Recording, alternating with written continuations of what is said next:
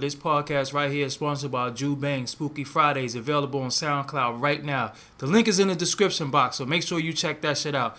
What's up, everybody? I go by the name of Doggie Diamonds. You are now listening to No Filter Podcast. No filter means honesty. If you're afraid of honesty, then this ain't the podcast for you. We gonna be honest today.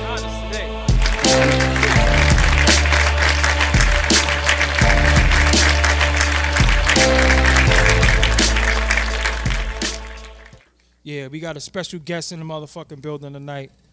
Damn, I don't even know how long I knew this dude. I don't even know when I met him. That's how long you knew somebody. This is AA Rashid, homie from the block, from the hood. One of the youngest master teachers. Yeah. Yes. We don't throw that title master teacher around neither. That's right. And still, but look, see the difference is like still current, still street, still teaching, but not faking the funk. Like some dudes, They favorite teacher's teacher. yeah, they're fronting, wanting to be street. We don't glorify it, you know. Some dudes just are what they are. We know him as Ahmed from the hood, official Raider, down with us. Yes. When did you become conscious? Well, I'm inclined to say conscious mean you just sentient through your sensory perception. When I became conscientiously aware and wise about decisions, I gotta say, I always had an environment conducive to that, but I didn't get into it where it was beneficial for me until I got my freedom taken away from me. That's when I was like, you know, I don't want to be a jailhouse genius. Yeah. You know what I'm saying? I was like, no, that's not cool, because I know a lot of them. Yeah. You know, brilliant dudes that's legends in their own right, but they won't be in the free cipher. So I was like, nah, I gotta adjust it. And consciousness to me is if you can transform your knowledge set into money. Though. Yeah. So that's the real, you know, that's the, like Black taught us when we was little, the proof is in the pudding, don't get the peas mixed up. Word. Yeah. You know? But I remember, but look though, I remember when we was younger and we was outside wilding, robbing, kicking ass, you still had something about you that came from your lineage of your mother, you know, may she sleep in peace, that you knew better. Right. But I remember you saying, yo, y'all running around like savages. And you used to say the white man. He was the first person that I ever say the white man, this, that, and the third. And I'm talking about we might be like, 15. like 12, 13 years old. And he was like the white man. And I was like, you knew back then. Yeah.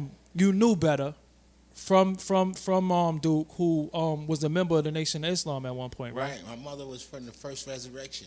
Okay. So she was the 13th member that got her Deborah Fisher X. So you know, back in the day, when we were releasing ourselves from our slave name, you know, that was a part of it. But not until my adulthood, and this for the listeners as well, and those who still have their parents, not until your adulthood, or if you lose a parent, will you actually appreciate their input. Yep. You know, because now them lessons, you wish you could hear the new lessons now. Man, I used to actually have terse and antagonistic conversations in the second and third grade with teachers. Majority of teachers used to be Jewish, so they would tell us, you know, Black and Latino children that, you know, her folks made the pyramids. Yeah. And I used to lose my mind in the class, and I'd be like, you lying. Yeah. You lying. You too light. You can't even be over there. You white. You burned in the sun. Yeah. Stop lying. And they go and debo me, try to take me out. They go call a guidance counselor, say I'm sick, I'm bugged out, you know, because I ain't in the white supremacy. Yeah. You know? So from knowing better, I want the audience to know that we was talking about earlier how the parents did the best that they could for us, but we was hungry. Like, we really robbed for food. Like, we really Seriously robbed the Chinese man and ate the food. Like, we didn't rob him just for catch wreck. It was like, yo, let's eat the food. Let's snatch the pizza. Right. How did you go from knowing better to getting caught up into, besides blaming us and shit? How did you go from, because we all got caught up in the same thing, but we was together. You know what I'm saying? How did you get caught up in that shit? I think it's safe to say that I think all people who live in inner cities or who are black we all go through a hero's journey. And I don't care if you had both your parents, if they were affluent, you know, your hero's journey is just different. So I'm from a single parent household. You know, my moms ain't never get high, but I have history with mental health issues from stress. So you see my moms went through some stressful, you know, days, and it wasn't from drugs. It was just from, I promise, stress. You know, and I could see her. She excelled in school. So if you do so great in school, and then you see white supremacy is at work, hard body, you raising 2 boys, no dude there, stress. So I raised myself essentially in the street, survival. Pick my days and my nights. It really wasn't no thing you looking for fun or none of that, because there's no glory in street life. You know, there is no glory. It's nothing to be proud of. You know what I'm saying? And that really is a new thing. We grew up street people, but the music never said to be proud of that shit. That's what we talked about. It's funny, then we have all this conversation earlier before you came. In fact, it was more violent and wound up when the music was purer and more about the blackness. And now it's this wanton violence. It's like nobody care about nobody. Everybody is soft all of a sudden, and you the hardest. You know, the artist. When we grew up, the artists used to look up to the street people. We never looked up to artists and was like trying to model ourselves. Was you there on the Deuce? And we saw Biz, and we was like, let's rob Biz. You remember that shit, right, Tad? Biz Market. We was like, let's rob Biz. But that 30, 40 deep. That was just our catch and wreck time, because we literally went out to get food. Like, I don't think I want the audience to understand, like, literally to eat food, not to Biz buy and them hats. used to always get booked. This is what I'm saying. So we was out there, and then Midtown got cool. You know what I'm saying? So we go to Midtown, Catch digging pockets. Right. And then you end up getting jammed up, and you went away for a while. What was the biggest lesson, if you had to teach the young dudes coming up right now, that you learned from going through the penile system? Because you went through the Spoffers, the Tryons, and all that, and then you went to the big. That the universe is mental, and that them niggas be soft half the time, acting like they extra tough. And I grew up thinking, you know, that we was the toughest people in the world, where we came from. You know, and I really wasn't threatened by nobody else outside that. And then, unfortunately, when I did go to prison, everybody was there already. So I mean, I'm coming in the door and Stanley there. Chewy there. Shout out the band. They Shout like out to this. Chewy. They like here. Your seat right there. What's up? Weeze. Bucky for No String. You know, shout out to all my homies childhood friends. And everybody was in there with 10 years and better already. Exactly. Big Rad. From Grand Avenue. Grand and Clifton. He there. You know, so I'm like, the thing was, you don't want to get ostentatious and display, because you could get cocky around your friends. You know what I'm saying? And then think that I actually did not know I was alive. That's the thing I want to say to young people. Go ahead. Many of y'all don't know that you're alive. And it has to have something that has to happen to you to make you, like, no longer take for granted your days. You know? And it's like, I did not know I was alive until they took my freedom. And that's when I was like, oh shit, I really am a person. You know, I have sentient feelings. I have issues to address. I have an impact on my environment, my community. There are people who still do love me. You know? So you start being like, oh, this is what quality of life is. I'm alive.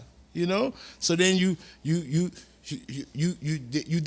have to use, if you are tough or you war ready, you use that to refine yourself to make your load easier for other people around you. You know what I'm saying? So I did that. And I don't pride myself or consider myself having reached the pinnacles of what perhaps gangsterism is. But I accomplished more than those that I know have by deterring my little brother. Who younger people always think that you are more than what you really are. You know, so you don't spoil it for them. You know, it's like Santa Claus. You don't spoil it for them. But I told my little brother, I said, no, that is not the case. I'm not having fun here in prison. I'm not having fun. I know those stories you hear is exciting, but I was suffering. You understand? And I never want to revisit those times. And nigga, I used to cry in my cell. You know, I know what that shit feel like. I'm not no little kid playing with my life or nobody else's life. So you have to know that you are alive, you know? And you take for granted being at to go to Seven Corners and go to Rockies to get a sandwich and go to Country House and all that shit. Exactly. You know, all that shit you take for granted. Our neighborhood produce hip hop culture very, very in a big way, because, you know, we have a lot of people that's from our neighborhood. Biggie being for one, and he was down with us, you know what I'm saying? And his influence on hip hop culture, with you being incarcerated at the time, how proud was you when Big was out there winning? This what happened. I was in this prison called Gowanda. Okay. And it was a pre-Pataki. It was Cuomo's program there, where you had to go there before you go to work release. Okay. So it used to be a mental institution, and they looked like projects, like little short projects. So I was actually the first person to sleep in that bed in that prison as a prisoner. Wow. Right? So I'm there with David Bell from Wow. From the fort. Yeah. Murder Face Mel with all the cuts on his face from over there, putting them in the Bushwick over there. All of them. Demont Diesel from Red Hook, when we were all babies. You heard? Young. Everybody's 17, 18. Right? So I get there, and my pops, who I take for granted in many respects, now in hindsight, I look back, he had me on point. Uh-huh. He sent me 3 tapes. He sent me Ready to Die with Big. He sent me to Cal and The Flavor in Your Ear. Craig Mack. Craig Mack. Yeah. Okay, cool. Right? So I'm listening. I'm taking it so for granted. I'm popping the tape out. I just see the little baby. Yeah. I put this tape in the shit. What the fuck is he? He told me I'm ready to die. Put this shit in there. What's up? I hear the voice. I say, this sound like Chris. This sound Fat like Chris. Yeah, Fat Chris. Yep. Right? So then I go and I read the back of the thing with the shout outs. I said, I was running around the dorm like, this is my son. We made it like this. We made it, right? So winding that bit up, nobody got work release. They sent us all to green. Wow. When Pataki came in, Damn. he changed everything. We all went to green. So all the adolescents in that jail, they sent us right there, and they just changed that jail to a regular jail. So we get there. Rab is there. He comes. Red, God bless his dad. Both of them was alive. His baby mother, right? She's the ultimate super booster, hustler of the century. Rab has Versace pajamas on in green in the penitentiary with the gold faces, right?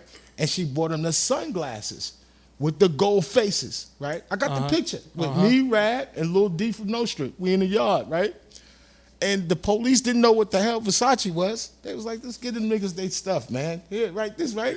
So we in the jail with the Brooklyn niggas, the only niggas in the old jail with the most expensive eyewear in the system, right? So we passing the glasses around and everything, right? So I made my board, and now I'm at Queensboro. They just had opened that up. Got you down.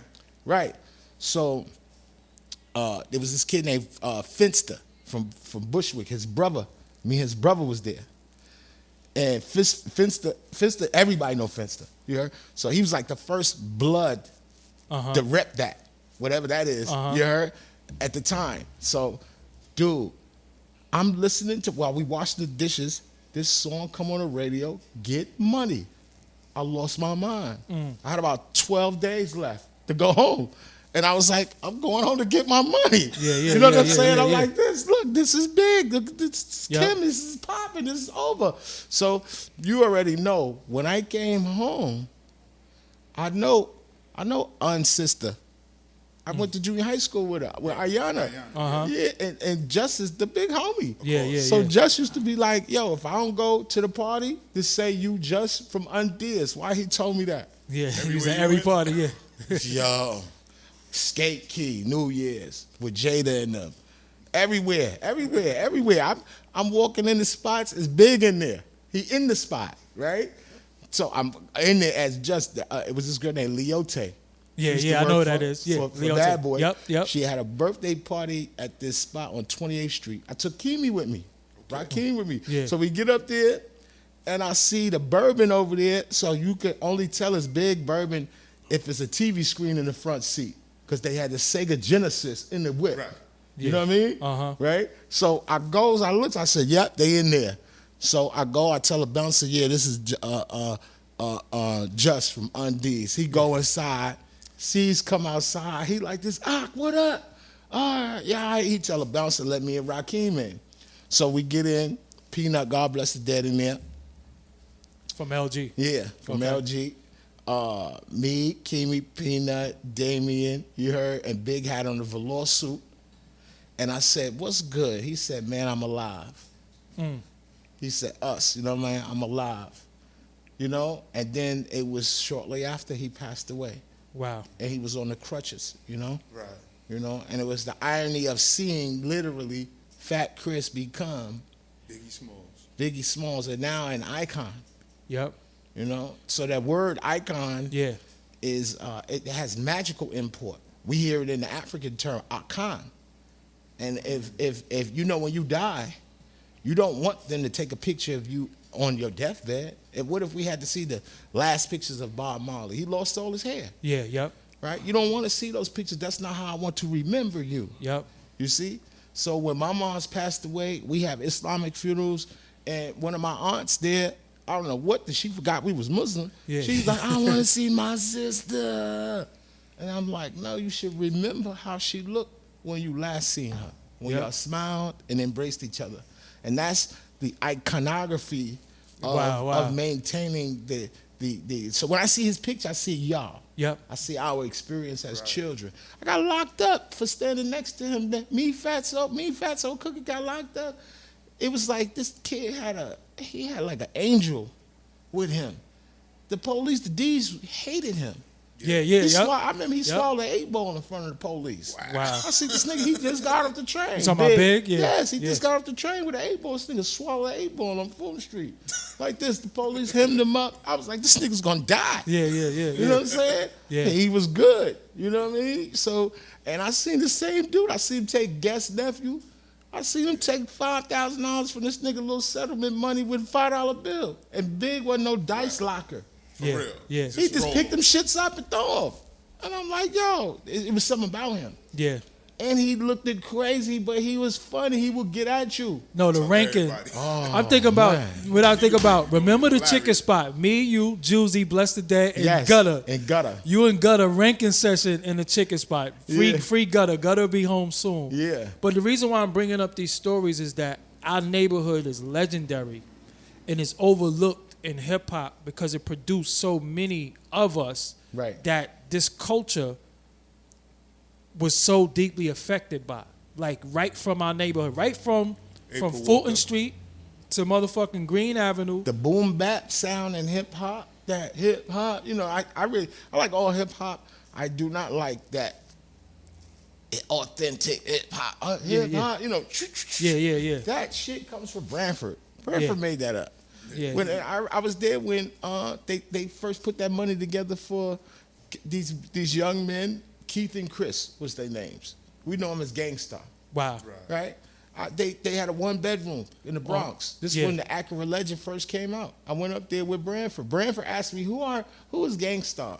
I had 2 tapes in the house. One was bootleg, one was the real one. I brought them both over there. I think I had a single for the Manifest, which I enjoyed. And that's what Branford liked because it has a classic jazz sample. So you introduced Branford Marsalis to Gangstar?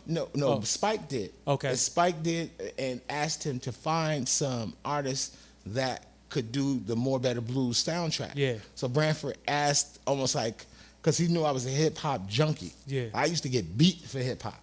Like my mama, my mama's not playing it. You better turn that monkey shit off in my house. Yeah, you better read the Quran. Go in there and read the Quran. Right there, right? So I'm like, he knew I used to love hip hop. So I seen them at the Hit Factory with, and this is actual facts. Yeah. Dap is my son. Yeah. You heard? They used to be with Dap, Malachi, and used to be this. They used to be this. Groupon, Yeah, Grupo. It was, and they used to be this Puerto Rican low life. I think his name was Rich Low, something like that, right? From the East, and that was the first core group of that sound. And I remember seeing Premier in the studio like this. One of my jobs was to take, because it was a soundtrack, the days, the full day of recording has to go to a vault, because you're dealing with the white folks' money over there at the studio, so they don't want no leaks. You know, this is back in the day, somebody walk in your session and hit your DAT machine and walk out with your entire session. Yup, yeah, your shit is gone. Right. I seen them do that to Winton and Branford at the Village Vanguard. So, you know, I got a background in jazz. So hip hop don't impress me. Yeah. You know what I'm saying? So I'm like, I met Miles Davis. Yeah, I met yeah, James Baldwin before he died. Yeah. Stuff like that. You know what I'm saying? You met Stevie too, right? Oh, I recently. As Brother Rashid, I met Stevie. You know what I'm saying? Yeah. So that was amazing too, because it's almost like he could see. Yeah. You know, that is an amazing experience. For real. So, you know, we got a lot of history together. We'll give them that on our documentary we're That's gonna right. do. Hold on. Let me take this quick break to ask you a question. Did you subscribe yet? Are you on SoundCloud/Doggie Diamonds No Filter? Did you hit subscribe yet? Are you on iTunes, Doggie Diamonds No Filter? Did you subscribe yet? How you think you're gonna hear this podcast on a regular if you're not subscribed to it? You gotta subscribe so then you know the next one they drop, you just gonna know. And did you go to the YouTube and subscribe to Doggie Diamonds TV? What the fuck you waiting for? How you think you're gonna get all this banging content if you ain't subscribed to it? Fuck that word of mouth. Fuck somebody telling you.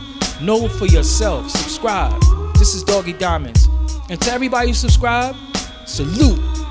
Men, women, and child. All right, let's get back into this. Right now at this present time, you have something that exists called the conscious community, which, as far as the bringing out the lecturers and all of that, you're responsible for bringing yourself and Blue Pill, if I'm not mistaken, right? Brought people to LIU and Well, I'm gonna say this: the conversation reinvigorated itself. The root of it is Dr. Valentine. okay, He had the Gathering of the Masters. He had his space in Park Slope, where he used to do and invite Bobby, invite different prominent speakers and important personages with their perspectives, and they would be building for. People would be sitting in their seat, sleep, and there'd be somebody else up, 12, 14, 15, 20-hour lecturing. People, the door swinging open, people in and out. So can you imagine the level of intellect and acumen at the time where it wasn't popular? Right. See, No these are YouTube. people on the Yeah, there's no YouTube. Right, these are people on the margin that if you knew about this stuff, you are an extraordinary person. yeah, So that I got abreast of that conversation in a prison called Shawanga. okay, My brother named Piankai Kush had a periodical called Frontline by a brother named Marcus Klein in Chicago. Shout out to the homie Marcus. Shout out to Marcus Klein.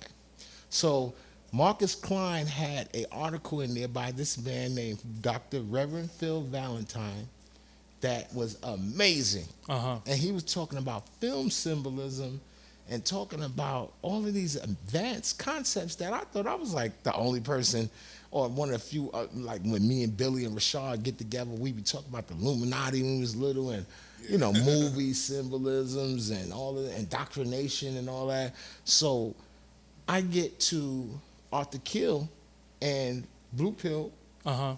This before he even called himself Blue Pill. yeah, He came to see me on a visit and was like, yo, I need you. We always talking that talk. He was like, you need to see this dude, this DVD, this dude named Phil Valentine. So I'm like, I heard of him. yeah. He said, nah, he's like a 920-degree Mason. This is how he was embellishing it. Right? So I was like, oh, God, he's deep. Yeah, like, oh, he's super deep. So, long story short, one of the homies from around the way was in that spot as the popo that was aware of that conversation. because he's a contemporary of Billy and the Nubians with Dr. Right. Yorkism and all that. So one time they had a Ramadan, and then people can donate tapes to the Nation of Islam, and then during the Ramadan you go there and watch the tape. So they had the Phil Valentine tape in there. Transformations to a Dark Matter Paradigm. Google that. Transformations to a Dark Matter Paradigm. And the very first thing he said blew our whole mind away, because he was like, the way to kill the white man is to cure him. And went in on talking about how to cure evil, right? And it was a system of curing yourself of the need to be associated with it. You heard? And then it dissipates because it has no host. It cannot host onto you. You know, stink can't be your friend if you take showers. Word. Right. Yeah. You know what I'm saying? Yeah. Right, that type of thing. So in that environment, I told Blue on the visit, I said, yo, this dude is a beast. He said, well, I know him. I said, you know him? I said, well, get his information. And I had about 3.5 years to go. And we organized this brother's first lecture at where Paul Robeson Theater, right next to it, where Felicia Party was at. You remember Felicia Party was over there? The clinic, Yeah, on Adelphi. Did I do that party? So they wasn't the DJ? Yes, you was. Yeah, I was the DJ. Yes, you was. That's like the best. I spoke to Felicia yesterday. Yeah. And I told Felicia, I said, Killer went to Africa. Yeah. She was like, wow. Yeah. She was like, For those who don't know, they call me Killer. Yes. Yeah, She yeah. was like, yo, we have come a long way. Yo, Because she's a didn't- mother now. Oh, You know, wow. She Yo, got a didn't- little baby boy. Yo, didn't we whip Stevie ass at that party too? A lot of people got their ass beat. Yeah, because I at remember that getting party. off the turntables and going outside. Yeah, And then- yeah. And then a lot of people weight got up too. Yeah, a lot yeah, of people yeah. got their Yeah, weight yeah. built that night Yup. like this. Oh, now That son made- is tough. yeah, exactly. Yup. So, Phil Valentine, you had 3 years so left? now, yes. So they did the lecture, and the brother used to take, like marginal, like type of donations that now went to a salary level. You heard? Off of that conversation, and then I began to, now that I had a monetary stream, I started doing this. I started writing books in the joint. Yeah. I said, if we're gonna host the events, I need retail. Yeah. I need to have something for sale there, because while I'm in penitentiary, I can't be asking my mom and them for nothing. Yeah. I'm talking that gangster shit. I'm like, this, you better figure it out. Yeah. Right? So like this. So I'm sending books to the street that I wrote in the penitentiary. Yeah. Before I came home, I had 6 completed. So one day, one of them was so outstanding, Reverend Valentine held it up in a lecture and told people, and it was all over the world. And then I came home, and I was shout out to Brother Jabril at Respect for Life. Respect for like, yo, he just And- called me yesterday. That's my brother. Yep. And who was it? It was a brother named Yaya. Got my book from Black Dot. Black Dot had. Shout out to Black Dot. Yes, shout out to Black Dot. Black Dot had leaked the book, which I wanted them to, and let the streets bootleg it. So I got the hip hop wave where people had the book and were already dressed to the conversation. Yeah. And when I walk in Jabril's, the book that I wrote in the penitentiary is sitting there retailing for $20. Wow.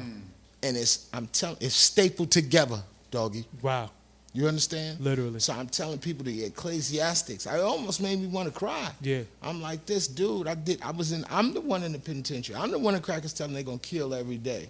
Yeah. I'm the one they searching, throwing away my books, all type of fuck shit, And then after 9/11, with my Islamic name, forget about it. Yeah. You know what I'm saying? They was really getting at your boy, trying to at least. So from that period, it got to, I came home and I did my first lecture. After doing a decade in prison, I did my first lecture in less than 30 days at the Long Island University. Yeah. So it was awesome. And then subsequently, in the last 10 years, I've done about 80 DVD film presentations all over the world, from Germany, South America, several states in the United States of America, And of course, I waited 9 years to get literate again. I mean, I wrote a book for my students that's very private. It's to them who are in my school, called the Boaz Primer, to remove all of the spookiness of Freemasonry and Eastern Starism, just to get right to it. It's all us. You know what I'm saying? So let's get to that. So then I just wrote a book called Dog Star Hip Hop, which, because I already knew what was going to happen with the community. It was going to become a fad thing. Everybody's going to start acting like there's a level of entitlement. So I said, let me outprice everybody. I'm the Rolls Royce of the conversation. My book is $106. So y'all writing books, that shit is a dub. You know. Why 106?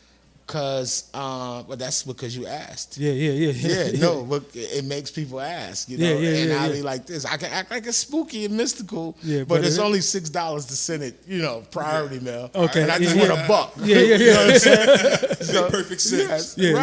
So, you know, and then I just came out with a part 2 to it. So in the book, what makes the book so important is that I have proved that the Bible is perfect. Not in English, though. It's perfect in its biblical Hebrew, because the biblical Hebrew is a pimp off of Akkadian and Sumerian, and when you translate it into the Akkadian and Sumerian, it's speaking about juju. It's like Haitian magic. It's like hoodoo. They got Joseph and Potiphar's part in the thing about him cheating with the dude wife and all that. It's not what the case is about. Women putting menstrual blood on men's clothes to bring them back home. Wow. Which is official canonized juju. Wow. It's magic. And it deals with magnetic fields. The whole Bible deals with magnetic fields. What to do, when to do it, and why you should do it. So right now... and no one can disprove me. No one can disprove what I'm saying at all. No, I have yet to reach or see anyone who has the level of acumen or intelligence regarding matters of spirit or metaphysics that is a contemporary of mine. And my teacher is a certified master. Has anybody challenged you? Never. Never. Are you open to that, though? I only teach. I teach Dr. or I Clark, learn. I teach or I learn. Everybody else is a student. So right now, as you see what's going on out there, the YouTube bickering, the arguing, do you pay attention to it, or you be like, man, this shit crazy? I don't really pay attention to it, but as a programmer, if something is very important, right, I will pay attention to it, because it may become a dialogue that may be having, had to have. But I love the runoff of like niggerification.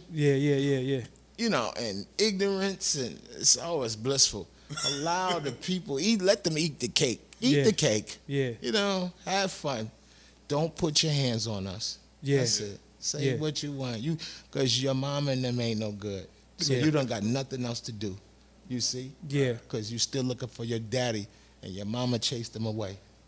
So stop blaming that on us and trying to find a reason to talk about my outfit.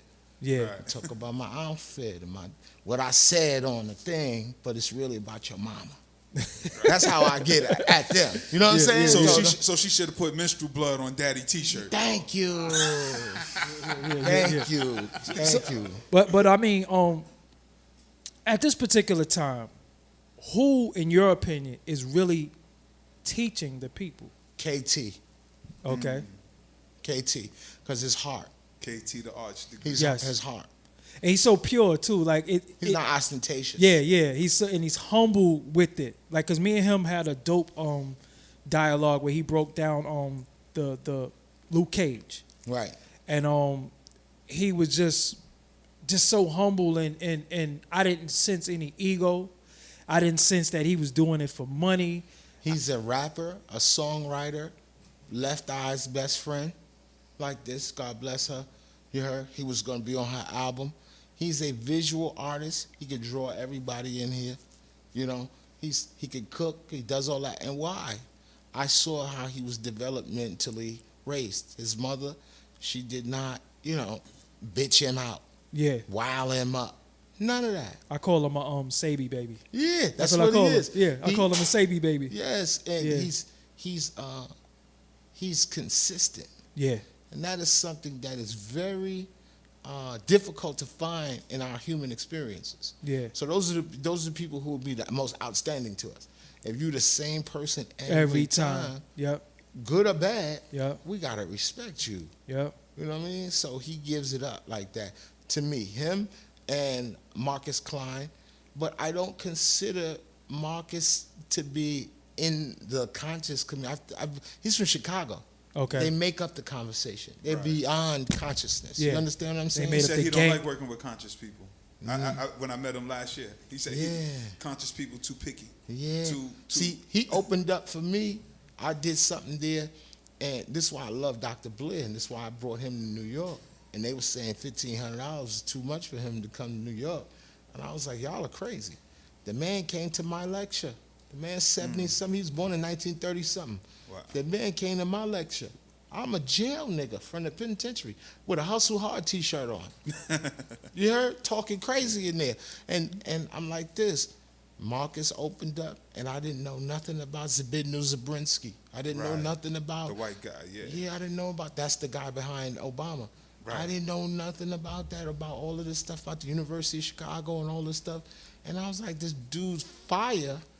And Ben was supposed to start. And I was like, you cool? He good? I said, yeah, he good. Let him go. He was going in, and that is a classic presentation. So him, you know, of course I love Umar. I made Umar the conversation to have him as a teacher up.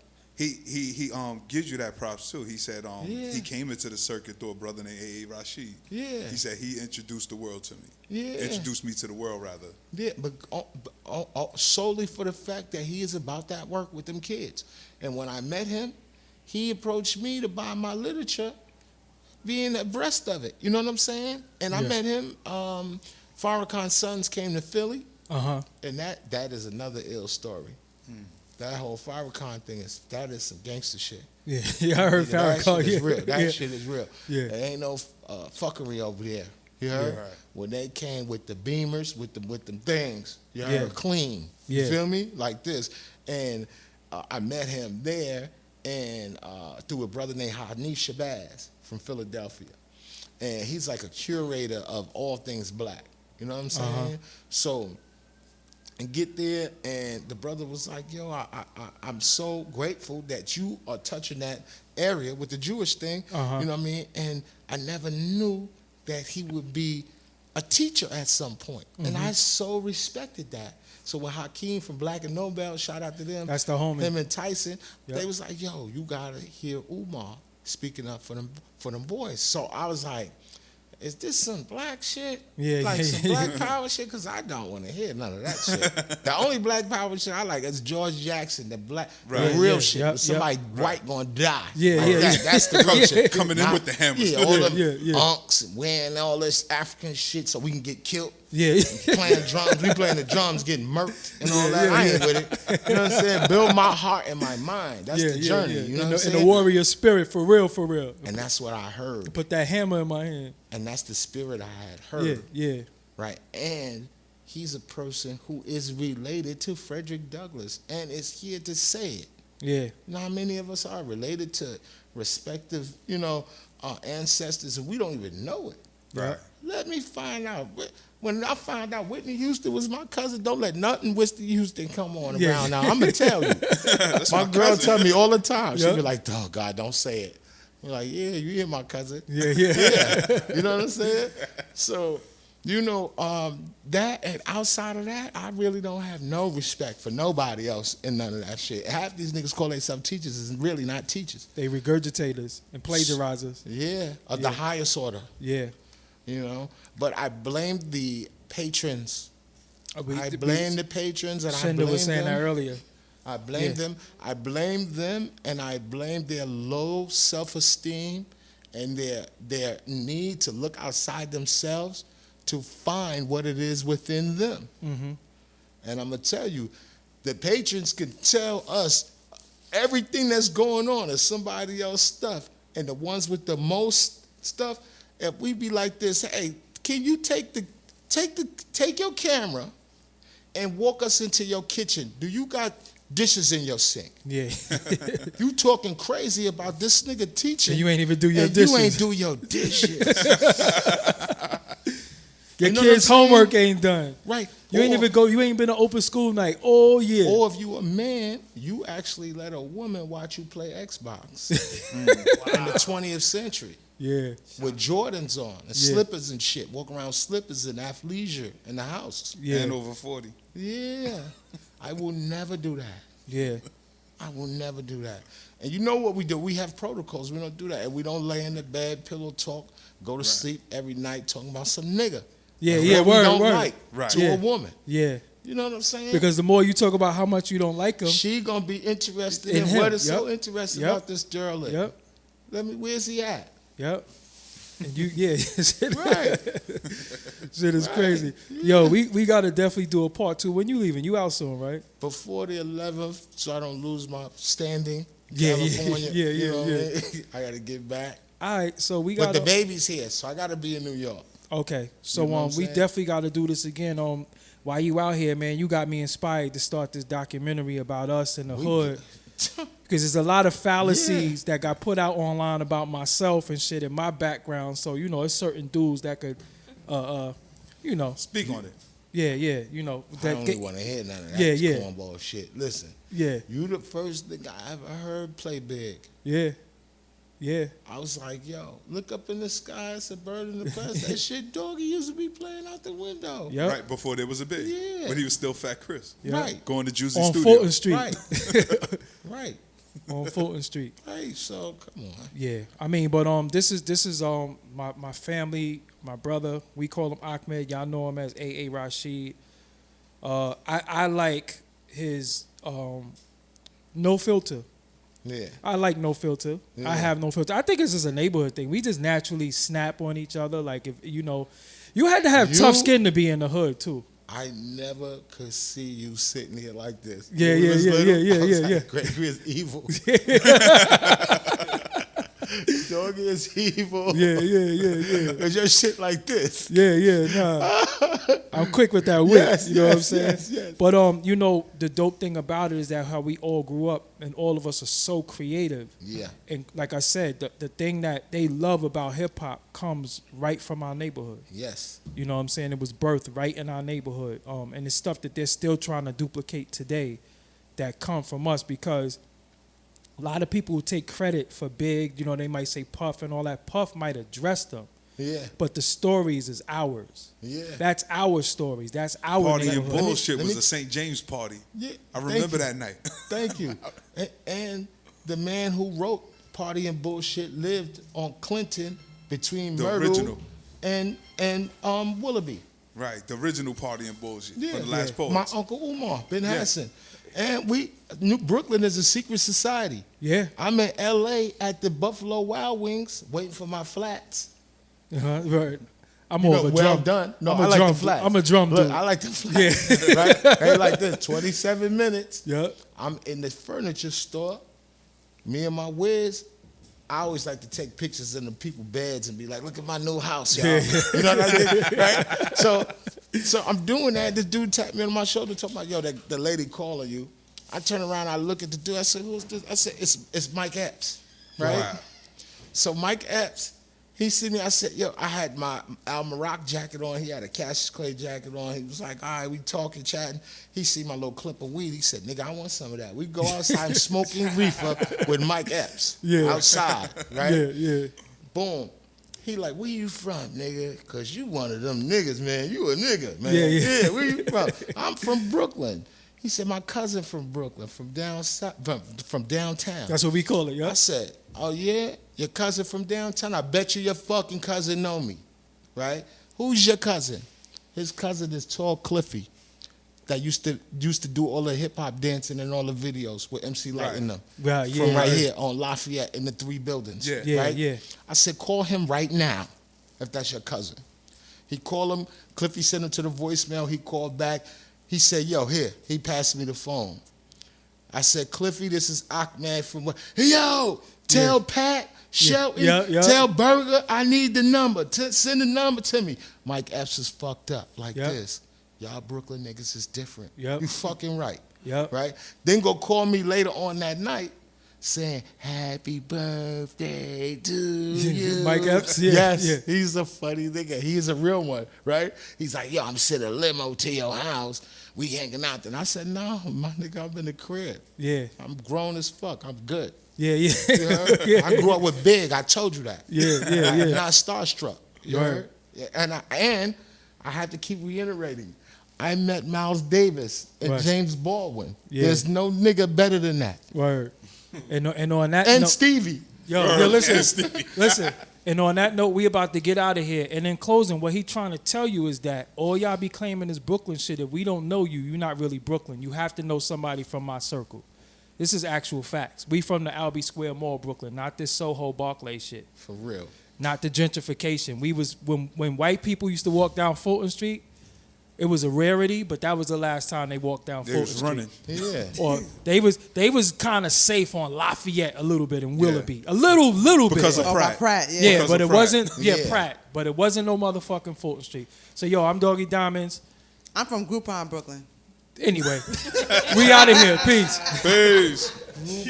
Brooklyn. Yes. All right. I got to get the fuck out of here. Thank you for listening to Doggie Diamonds No Filter podcast. If you like this podcast, make sure you share this. Spread the word. Talk about it. Argue with me. I don't give a fuck what you do. Leave a comment. This is Doggie Diamonds. I'm out of here. See you on the next podcast. Peace. Doggie Diamonds did this.